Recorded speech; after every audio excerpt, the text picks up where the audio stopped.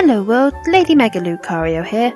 Sorry for the delay on the latest batch of news, but there's an awful lot to fill you guys in on. First of all, trainer customization had been confirmed before, but now we have a clearer view of just how varied trainers can be in this game, and I have to say I'm really quite impressed. There is a huge range of tops, jackets, gloves, and even backpacks, enough to ensure that almost every player character is very different. They've even improved the hairstyle choices with a wider range and the ability to preview what they look like, instead of having to pay for a hairstyle that you can't see in hoping. Secondly, Pokemon Camp looks to be the new Me, but with extra features. For example, if you come across a camp that someone else has set up in the wild area, you can visit it and play with their Pokemon. Not only that, but cooking with friends has returned. Back in the days of the original Ruby and Sapphire, you could cook Pokeblocks with friends in order to create potent snacks that increase the contest stats of a creature. If you gather with friends in a campsite, you can cook curry on rice, a treat in Galar that has many side effects depending on the berries and ingredients you put into it. Those include friendship increases, healing, and boosting experience. There's over 100 types of curries to cook and put in your curry decks. Yes, that's the name of it. So it would be fun to experiment and see what else the curries can do. Speaking of things discovered in the camps, it turns out alchemy comes in many forms. Those forms are called flavors. It appears to be a combination of alchemy's base color and the cake decorations it wears as hair berets. Notably, every cake decoration that alchemy wears is on its Gigantamax form. The only one we have yet to see is the stars, which makes me wonder if that's for the shiny forms or whether it's Gigantamax only. That's not the only new thing regarding Pokemon. New species have been announced, one of which is a Galarian evolution. Sirfetch'd is the Pokemon Sword only evolution of Farfetch'd.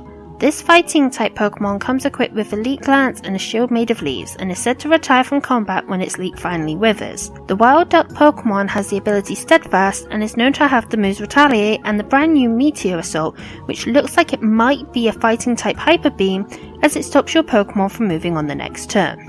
If we needed any more proof that Galar is the Pokéworld equivalent of the UK, we have the black tea Pokemon called Poltegeist. This little spectre hides in teapots and is made up of tea, and will often create more of its kind out of the leftover dregs of tea in its cups and teapots, making it a pest. It has the ability Weak Armor, which increases its speed when it gets hit, which entirely makes sense considering it hides out in a china teapot. I personally think it's absolutely adorable and can't wait to train it, though that might be the English girl in me squealing over the little teapot ghosty. I mean, seriously, teapot ghosty, why wouldn't I be squealing? We have our 7th water flying type Pokemon in the form of Cramorant. The gold Pokemon is a mix of Crane and Cormorant that has the brand new ability Gold Missile.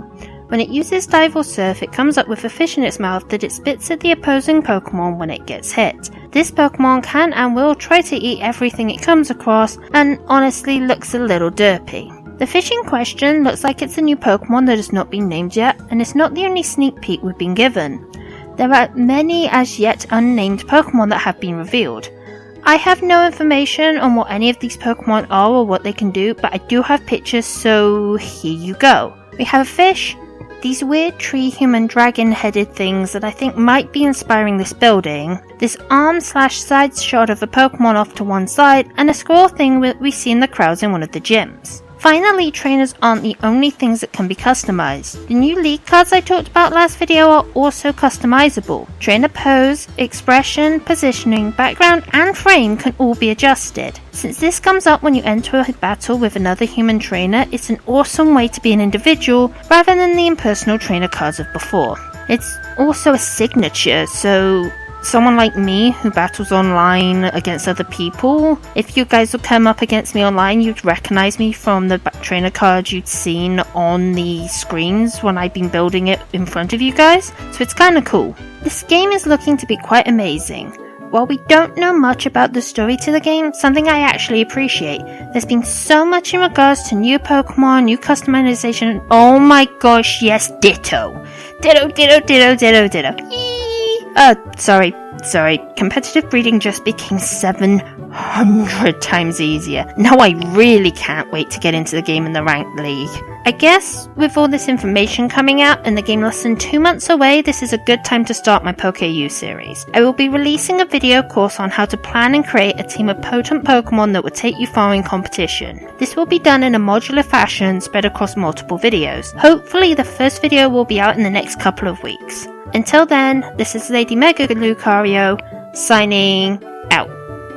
Bye guys!